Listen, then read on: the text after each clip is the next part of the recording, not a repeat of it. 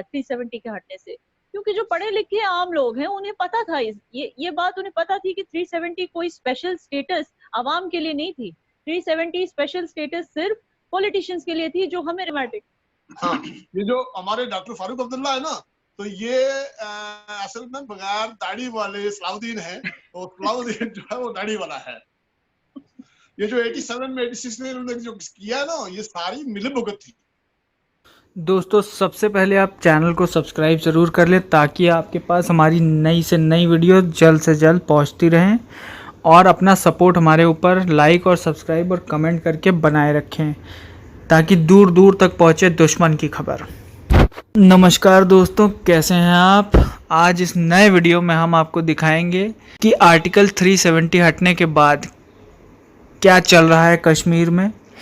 कश्मीरी लोगों की राय दिखाएंगे हम आपको, और पीओके के लोगों की राय दिखाएंगे, और वहाँ के एक्टिविस्ट से रूबरू कराएंगे कि वहाँ के हालात इस समय कैसे चल रहे हैं। तो आइए देखते हैं वीडियो को। ताल्लुक सेलिब्रेशन से है जो 5 अगस्त को पिछले साल 2019 में आर्टिकल 370 को एब्रोगेट किया गया, और उस एब्रोगेशन के नतीजे में बहुत सारी जो है वो तब्दीलियां आई हैं हमारे खित्ते में। बिलखसूस जम्मू कश्मीर जो है वो यूनियन टेरिटरी में शामिल हो गया, लद्दाख जो है वो अलग से एक यूनियन टेरिटरी बन गया। इस तरह से लद्दाख का एक दरीना मुतालबा पूरा हो गया, और जम्मू कश्मीर में सरमायाकारी, जम्मू कश्मीर में के हुकूक और कश्मीर की डेवलपमेंट के हवाले से जो है वो बहुत सारा काम हो रहा है। और इसी सिलसिले में आप देखेंगे कि पाकिस्तानी ऑक्युपाइड जम्मू कश्मीर में भी काफ़ी डेवलपमेंट्स हो रही हैं, और गिलगित बल्तिस्तान में। तो इसलिए हासिल करने के लिए तो सबसे पहले मैं याना मीर साहिबा आपसे ये सवाल करूंगा कि कैसा माहौल है एब्रोगेशन के पहली सालगिरह के मौके पर, क्या कैसा मूड है इस वक्त जम्मू कश्मीर में लोगों का।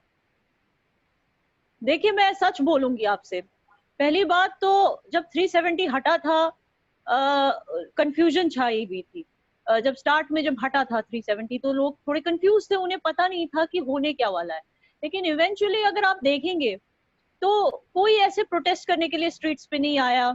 जब पॉलिटिशियंस को डिटेन किया गया था, कोई मतलब उनको छुड़ाने के लिए, मतलब वो कहते हैं ना, कोई ऐसी प्रोटेस्ट वोटेस्ट कुछ नहीं हुई थी।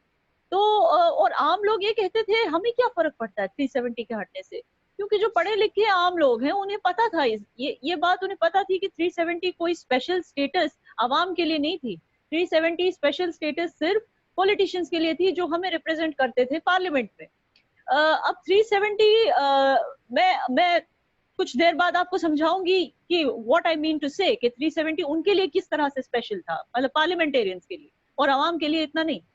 तो अब आपने आज की बात की, तो टू बी वेरी फ्रैंक, आज आवाम, because it is the first anniversary, तो थोड़ी सी वहां पे मतलब थोड़ी सी इनसिक्योरिटी है सिक्योरिटी को लेके। तो मतलब इंस्टेड ऑफ सेलिब्रेटिंग, आवाम को बोला जा रहा है कि घर पे रहिए, क्योंकि सिक्योरिटी इशू वहां पे मुद्दा बन जाता है। इनफैक्ट आवाम को ये कहा जा रहा है कि शायद वहां पे फोन लाइंस बंद हो जाएंगी, शायद वहां पे ऑलरेडी वहां पे इंटरनेट पे 2G चलता है। तो ये सिक्योरिटी को लेके वहां पे टाइटनेस हो चुकी है। मगर ओवरऑल जो आवाम है वो समझती है कि 370 का हटना जरूरी था, क्योंकि जब तक 370 था तब तक करप्शन चल रहा था जम्मू कश्मीर में। हम इसके ऊपर हम बाद में आएंगे, लेकिन ये बड़ी खुशी की बात है कि लोगों के अंदर 370 को लेकर के एक पॉजिटिव मूड डेवलप हुआ है। जहां तक सिक्योरिटी का ताल्लुक है, जाहिर है हम जानते हैं कि अगर टेलीफोन लाइंस बंद होती हैं या लोगों को कहा जाता है कि वो अपने घरों में रहें, तो ये जम्मू कश्मीर के जनता के की सेफ्टी को मद्देनजर रखा जी बिल्कुल बिल्कुल। हम जानते हैं कि जो पाकिस्तान है वो इस वक्त डेस्परेट है कि कोई हंगामा किया जाए, कोई आग लगाई जाए, कोई बम फोड़ा जाए, कोई कत्ल वगैरह करवाए जाए, ताकि तो देख ही रहे होंगे, आप सामने पेश कर सके। आप देख ही रहे होंगे सोशल मीडिया पे किस तरह से वो बॉम्बार्ड करते जा रहे हैं, मतलब कि वो म्यूजिकल ड्रामास बना रहे हैं, म्यूजिकल छोटी छोटी वो म्यूजिकल वीडियोस बना रहे हैं, मतलब यूथ को बरगलाने के लिए। और ये सारी चीजें मतलब वो दे आर नॉट। और फिर ये भी सामने आया है कि उन्होंने कोई सॉलिडारिटी वॉक ऑर्गेनाइज किया है कश्मीर के लिए, और उसमें भी मतलब जगह वो वॉक जहां भी हो रहा होगा, पंजाब में जहां भी पाकिस्तान में, वो बोर्ड लगाने वाले हैं जिसमें पीछे लिखा होगा मुजफ्फराबाद एंड श्रीनगर, ताकि दुनिया को ये दिखाया जाए कि ये वॉक चल रहा है कश्मीर में, ये प्रोटेस्ट चल रहा है कश्मीर में। तो इस तरह की मतलब प्रोपेगेंडा को लेके वो पूरी तरह से तैयार। साहब, मैं आपसे पूछना चाहूंगा कि 370 की पहली सालगिरह के मौके पर पाकिस्तानी ऑक्युपाइड जम्मू कश्मीर और गिलगित बल्तिस्तान में क्या माहौल है इस वक्त, लोगों का क्या मूड है? जी, तो सच अगर आप पूछे मेरे से तो आजाद कश्मीर जो है वो जिस तरह नाम फेक और जाली है ना, तो इसी तरह वहाँ की पॉलिटिकल पार्टीज, वहाँ की यूथ हैं, उनका दिमाग भी खराब है। तो आजाद कश्मीर के जो हमारे लोग हैं वो आजाद कश्मीर वो जाली, और फिर वो कश्मीरी बने हुए हैं वो भी जाली पन्ना है उनका। ऊपर वहां से होके वो कल्लापन करते हैं ना, तो वो कहते हैं कि हम कश्मीर को आजाद और खुद मुख्तार बनाएंगे। जब उनके आप पीछे जाएंगे तो दरअसल ये सारा मंसूबा पाकिस्तान ही का है जो वो कुछ कर रहे हैं। तो अब पाकिस्तान में या गिलगित में या आजाद कश्मीर में सूरत हाल है हमारे लिए कोई बेहतर नहीं है। ये 370 और 35A को बिल्कुल सिरे से वो समझते नहीं है कि ये है क्या। के नारे पे जीता है जी। अच्छा, ये उनकी पहली तकरीर है। और इससे पहले मैं आपको बताऊं कि महाराजा हरि सिंह का जो इंस्ट्रूमेंट एक्सेशन डॉक्यूमेंट साइन है, तो शेख साहब का या किसी और लीडर का कोई कंट्रीब्यूशन नहीं है। हिंदुस्तान का पहला संविधान, पहला कॉन्स्टिट्यूशन ये 26 जनवरी 1950 को कंप्लीट हुआ। तो आर्टिकल 370 1954 में आया। हाँ नहीं, वो मैं बाद में बताऊंगा, आपको नहीं पता भी, इसीलिए मैं कह रहा हूँ कई लोग कंफ्यूज है ना। आर्टिकल 370 हिंदुस्तान के पहले संविधान में शामिल हुआ, और पहले शामिल इसलिए हुआ कि यही जो इंस्ट्रूमेंट एक्सेशन डॉक्यूमेंट साइन है, तो ये हिंदुस्तान ने खुद मेहरबानी की है कि हमारा जो लेन देन है, ट्रीटमेंट है जम्मू कश्मीर से, तो इस बुनियाद पे है। तो उन्होंने जम्मू कश्मीर को अलग एंटिटी जो है रिकॉग्नाइज किया।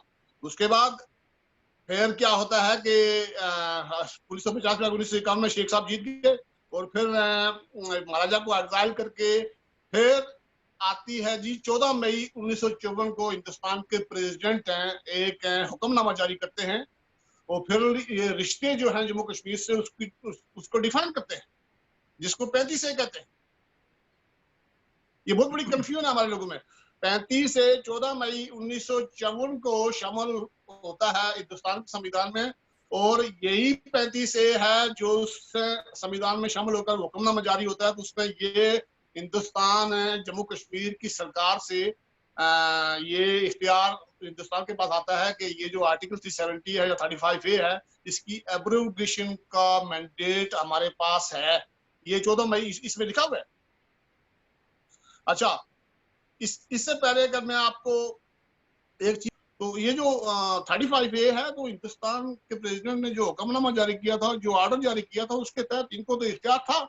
और ये जैसे याना मीर मोहतरमा ने पहले कहा कि ये जो स्पेशल स्टेटस इनको मिला हुआ था, जो डिफाइन किया गया था, ये स्पेशल स्टेटस दरअसल ये अपनी जेब, अपने खानदान, जैसे शेख साहब का बेटा फारूक अब्दुल्ला आया, फारूक साहब का बेटा उमर अब्दुल्ला आया, और महबूबा मुफ्ती साहब थे, उसकी बेटी महबूबा मुफ्ती आई, अब उनकी एक और बेटी पिछले दिन देखा था टीवी से बोल रही है। तो ये नस्ल दर नस्ल अपने लिए जो है वो महल तामीर कर रहे हैं, अपने लिए जगह बना रहे हैं, अपने बैंक अकाउंट इनके, आप इंग्लैंड में देखें जगह जगह इनकी प्रॉपर्टीज हैं। तो इसका मतलब ये हुआ कि इसका मतलब आपकी गुफ्तगू से मैंने ये नतीजा निकाला है कि ये जो एब्रोगेशन ऑफ 370 एंड 35A है, इसका इख्तियार खुद उन्होंने दे दिया प्रेसिडेंट ऑफ इंडिया को, यानी कि वो अपने सदारती हुक्मनामे से इसको किसी वक्त भी खत्म कर सकते थे। डॉक्टर साहब, मैं वही कह रहा हूँ कि अगर मैं हिंदुस्तान का वज़ीर-ए-आज़म होता या हिंदुस्तान की हुकूमत उनके इख्तियार मेरे पास होते, तो मैं इनको 1951 में भी जो है डिसमिस कर देता सबको, ये वादी वालों को। 1951 में ये हिंदुस्तान की बहुत बड़ी काइंडनेस है, बड़ी ग्रेटनेस है कि हिंदुस्तान इनको 70 साल बर्दाश्त करता रहा। चलें हम चलते हैं याना मीर की तरफ, और याना मीर से हम जानने की कोशिश करते हैं कि 370 की वजह से जम्मू कश्मीर को किन किन मुश्किलात का सामना करना पड़ा और क्या क्या जो है वो डिप्रिविएशन रही वहां पे। जी जी देखिए, 370 की वजह से, मैं सिंप्लीफाई करके बोल दूंगी आपको, मैं हिस्ट्री में नहीं जाऊँ, हिस्ट्री की मैं एक ही बात करूंगी, ठीक है। जो लोग कहते हैं कि अनकॉन्स्टिट्यूशनली निकाला गया 370, मैं पहले उसकी बात करूँ। अनकॉन्स्टिट्यूशनल कैसे हुआ? पहली बात तो 370, आई एम सॉरी टू से, 370 एक्सेशन के टाइम नहीं लगाया गया। एक्सेशन जब हुआ था तभी कोई 370 नहीं लगा, 370 लगा था 1954 में, ठीक है। और फिर जब स्टेट असेंबली डिसॉल्व हो गई 1957 में, तो बस उन्होंने खुद अपना रूल बना दिया कि स्टेट असेंबली डिसॉल्व हो गई तो 370 परमानेंट हो गया। कहाँ से परमानेंट? ये तो वही बात हुई कि मतलब किसी बंदे ने अगर लोन लिया है, ठीक है, कर्जा लिया है, और वो बेचारा गुजर जाता है, उसका इंतकाल हो जाता है, तो वो लोन अब उसकी फैमिली पे परमानेंट हो गया, और जनरेशन आने वाली उसकी जो पुश्तियां हैं वो किस्तें भरती रहेंगी। मतलब इसका कोई मतलब ही नहीं है कि जस्ट बिकॉज असेंबली डिसॉल्व होगी तो 370 परमानेंट हो गया। किस तरह से? जब वो बताया गया था कि ये, उस वक्त हमारे लीडर्स बाकी जो प्रिंसली स्टेट्स थे उनके एक्सेशन में भी बिजी थे, तो उन्होंने एक टेम्पररी ये लगाया था आर्टिकल। वो देखना चाहते थे कि इसका परफॉर्मेंस किस तरह से निकलता है, फिर उसके डिसीजन लेने वाले थे। तो इसको, पहली बात तो इसको परमानेंट बनाना यही एक अनएथिकल चीज है, कि कहना कि ये परमानेंट है वो अनएथिकल है। और दूसरी बात, जो अब हमारे दो कॉन्स्टिट्यूशन हैं, जब एक्सेशन के टाइम एक जम्मू कश्मीर का कॉन्स्टिट्यूशन था और एक इंडिया का कॉन्स्टिट्यूशन था, दोनों कॉन्स्टिट्यूशन में सिर्फ दो ऐसे आर्टिकल्स हैं जो जिनके साथ छेड़छाड़ नहीं की जाती, जैसे मैंने आपको लास्ट टाइम बोला था। वो दो आर्टिकल्स हैं, आर्टिकल 3 एंड आर्टिकल 5। आर्टिकल 3 बस इतना कहता है कि जम्मू कश्मीर इंडिया का इनसेपरेबल अनडिस्प्यूटेड इंटीग्रल टेरिटरी है, इंडिया का हिस्सा है। और आर्टिकल 5 ये कहता है कि यूनियन गवर्नमेंट ऑफ इंडिया बिना स्टेट लेजिस्लेशन के परमिशन के सिर्फ 4 मुद्दों पे डिसीजन ले सकती है। वो 4 मुद्दे हैं defence, communication, finance and foreign affairs. तो अब हम फाइनेंस का मुद्दा लेते हैं, यहाँ पे 370 का जुड़ना हो जाता है, 370 एंड 35। क्या होता है कि फाइनेंस का कोई भी डिसीजन गवर्नमेंट ले सकती है। तो अब जब 370 की वजह से हो ये रहा था कि स्टेट गवर्नमेंट पे वो रूल लागू नहीं होता था कि उनको किसी, जो भी फंड्स आते थे सेंटर की तरफ से स्टेट में, उन फंड्स का जो होता है हिसाब देना उन पर लागू नहीं होता था। जैसे बाकी स्टेट्स में था कि चीफ मिनिस्टर को हिसाब देना होता है कि भाई जो सेंटर से फंड्स आए हमारे यहाँ, उन फंड्स का हमने किया क्या, स्टेट की डेवलपमेंट में किस तरह से यूज किया, एक एक पैसे का हिसाब देना होता है। लेकिन यहाँ पे ऐसा कोई रूल नहीं था, तो जाहिर सी बात है कि करप्शन फिर वाइड स्प्रेड हो गई, जम्मू कश्मीर की आवाम सफर होने लगी इसकी वजह से। तो जब ये चलता रहा इतने सालों से, तो फाइनली ये फाइनेंस का मुद्दा हो जाता है ना, क्योंकि फाइनेंस की एम्बेजलमेंट हो रही है। तो ये इस मुद्दे को लेके यूनियन गवर्नमेंट ऑफ इंडिया को पूरा हक है कि वो कोई भी डिसीजन ले, तो उन्होंने लिया डिसीजन, 370 हटाया, 35 हटाया। तो अब इसको क्यों अनकॉन्स्टिट्यूशनल बोला जा रहा है? क्योंकि ये ना आर्टिकल 3 है ना आर्टिकल 5 है, ये तो आर्टिकल 370 है। तो सिर्फ इन दो आर्टिकल 3 और 5 के साथ छेड़छाड़ नहीं की जा सकती, 370 की ऐसी कोई बात है ही नहीं। अच्छा, और फिर आपका ये सवाल था कि आवाम पे क्या दिक्कत हुई। आवाम पे बहुत दिक्कत हुई है, क्योंकि जैसे इशफाक साहब ने कहा, जो भी फंड्स उनके लिए आते थे, उनकी बेनिफिट्स के लिए, उनकी डेवलपमेंट के लिए, वो तो इनकी जेबों में जाते थे। इन्होंने संपत्ति बनाई, इन्होंने प्रॉपर्टीज बनाई दुनिया भर में अपने लिए, और एक वॉलीबॉल की तरह कश्मीर की सियासत को कभी इस फैमिली से, कभी उस फैमिली, ये फैमिली में है, कभी उस फैमिली में है, ऐसे ही चलता गया। यूथ को कभी चांस नहीं मिला मतलब आवाज उठाने का, जम्मू कश्मीर पॉलिटिक्स में इन्वॉल्व होने का, एक यूथ लीडरशिप ही नहीं थी। बस ये दोनों dynasties turn by turn rule करते जा रहे थे, और टर्न बाय टर्न करप्शन करते जा रहे थे। और इसी तरह इन्होंने अपने कोठियां बनाई, बागात बनाए, महल्लात बनाए। इससे ज्यादा भी कुछ चीजें हुई है। जैसे आपने सुना होगा, उमर अब्दुल्ला ने पिछली बार किसी वेबिनार में कुछ बयान दिए, मैं उनके बारे में भी हाईलाइट करना चाहूंगी। उन्होंने कुछ बयान दिए थे जिसका ताल्लुक कश्मीर की हिस्ट्री में जाता है। उन्होंने कहा था कि जो एक्सोडस हुआ था कश्मीरी पंडितों का, उस एक्सोडस का आप वो कीजिए, मतलब प्रोब कीजिए उसके लिए, उसमें मेरा कोई हाथ नहीं था, उसमें हमारी फैमिली का कोई हाथ नहीं। उसमें जगमोहन की उसमें जगमोहन, गवर्नर जगमोहन को ब्लेम किया गया, जबकि गवर्नर जगमोहन ने अपनी जो उन्होंने किताब लिखी है माय फ्रोजन टर्बुलेंस इन कश्मीर, उसमें उन्होंने क्लियरली हर चीज बयान की है कि कैसे उन्होंने शेख अब्दुल्ला ये सॉरी फारूक अब्दुल्ला जो करप्शन में इन्वॉल्व थे वो गवर्नमेंट के सामने लाने की पूरी कोशिश की, और इसकी वजह से फारूक अब्दुल्ला और उनकी जो टीम थी वो चाहते थे कि वहां से गवर्नर जगमोहन निकल जाए। तो इसीलिए ये सारा सेटअप किया गया। यहाँ तक कि तब की जो प्राइम मिनिस्टर थी इंदिरा गांधी साहिबा, उनको भी शक था फारूक अब्दुल्ला पे कि ये करप्शन के मामले में और एंटी नेशनल एक्टिविटीज में इन्वॉल्व है। वो खुद उनको डिसॉल्व करना चाहती थी उनकी पार्टी को। तो मतलब कि इट इज क्लियर कि मैं एक चीज आपको क्लियरली बता दूं, उन्होंने फारूक अब्दुल्ला जी ने एक चीज सही कही है कि हम एक ही पार्टी थी पूरे वैली में जो भारत माता की जय कहते थे। यस, वो एक ही पार्टी थी, मानते हैं कि वो कहते थे भारत माता की जय, लेकिन जितना उन्होंने करप्शन किया है, तो भारत माता की जय इन लोगों के मुंह से जब निकलता था तो ऐसे लगता था कि भारत की ब्रांडिंग नहीं हो रही है, भारत की बदनामी हो रही है कश्मीरी आवाम के सामने, क्योंकि इन्होंने इन्होंने एक पीएससी का रूल निकाला था। आप यकीन नहीं करेंगे, जो कश्मीरी नौजवान जो आवाज उठाने की कोशिश करते थे कि भाई यहाँ पे करप्शन हो रहा है, वहां पे करप्शन हो रहा है, उन पर पीएसए लगाकर, पढ़े लिखे नौजवानों पर पीएसए लगाकर, पब्लिक सेफ्टी एक्ट लगा के उनको जेलों में बंद कर दिया गया। तो उन्होंने इस तरह के काम किए हैं करप्शन के लिए, जो ड्रग्स के खिलाफ। मेरा अपना एक दोस्त जो ब्रिक्स इंडस्ट्री जो वहां पे चल रही है, जिसमें उनका पैसा लगा हुआ है, वो उसने आवाज उठाई कि एनवायरमेंटल हैजर्ड है ये, तो बस उसके ऊपर पीएसए, वो एक नेशनलिस्ट लड़का है, पेट्रियोटिक लड़का है, इंडिया का नाम लेता है, उसको जेल में रख दिया। मैंने खुद उसके लिए वीडियो बनाई है, इतनी मिन्नतें की है, तब जाके एडमिनिस्ट्रेशन ने ध्यान दिया कि ये लड़का तो बेचारा इनोसेंट है और उसको छोड़ दिया 9 महीने जेल में रखने के बाद। तो ऐसी चीजें होती थी उमर अब्दुल्ला के गवर्नेंस के अंडर। तो जब ऐसा आदमी भारत माता की जय बोलेगा तो भारत का नाम बदनाम होगा या भारत की शान है उसमें, आप ही बताइए। तो 370 का पूरा फायदा सिर्फ अब्दुल्ला फैमिली ने उठाया, मोर देन मुफ्ती फैमिली, मैं तो कहूंगी अब्दुल्ला ने उठाया। इसाक शरीफ साहब, ये देखते हैं हम कि एक तरफ हम देखते हैं कि अब्दुल्ला फैमिली है और दूसरी तरफ हम देखते हैं कि एक और फैमिली है जिसको हम जहादी फैमिली कह सकते हैं, यानी कि जैसे हुर्रियत कॉन्फ्रेंस थी और JKLF भी थी। तो इसके हवाले से आप कैसे देखते हैं, इन्होंने क्या किरदार अदा किया है कश्मीर में? इसाक शरीफ साहब। डॉक्टर साहब,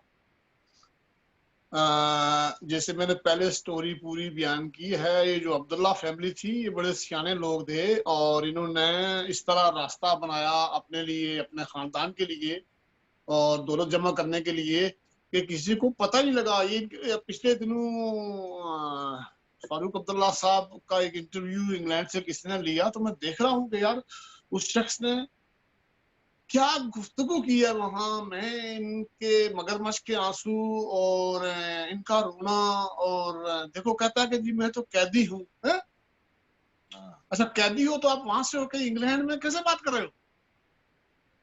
तो ये सारा ड्रामा है, ये खाने पीने वाले लोग हैं और ये दरअसल एक बार फिर एक्सेस मांग रहे हैं, ये अपनी गारंटी मांग रहे हैं कि हमें आप दोबारा किस तरीके से इस में एक्सेस देंगे और ये इक़्तिदार क्या हमारे पास आएगा। अब अलबत्ता पहले जो अयाशी थी इनको, वो अयाशी अब इनको नहीं मिलेगी। उमर अब्दुल्ला तो वो तो अपोलोजाइज करके रिटर्न में माफी मांग के आ गया ना बाहर है जी। ये थोड़ा बुढ़ा है, बाहर करेगा भी क्या। तो ये अब बार्गेनिंग कर रहा है कि नहीं जी मुझे इतना नहीं इतना दिया जाए, तो ये अब वो कर रहे हैं। तो जादिये जो है, जादियों के लिए आज मैं आपको एक नई बात बता दूं कि ये जादिये 1964 से 1964 में इनके लिए 500 स्कूल खुला था श्रीनगर में। तो यहाँ हिंदुस्तान सरकार की उस वक्त बहुत बड़ी गलती है कि उनके नाक के नीचे वहाँ ऐसे स्कूल खोले गए और उन स्कूलों में ये पढ़ाया गया कि भाई पाकिस्तान इस्लाम के नाम पे बना है और वहाँ इस्लाम और मुस्लिम उम्मत की बड़ी खिदमत हो रही है और हिंदू जो है इस्लाम का दुश्मन है। ये टेक्स्ट है, ये सिलेबस है उसमें। तो मैं हैरान हूँ। किसने फंडिंग किसने की इन स्कूलों की, 500 स्कूलों की?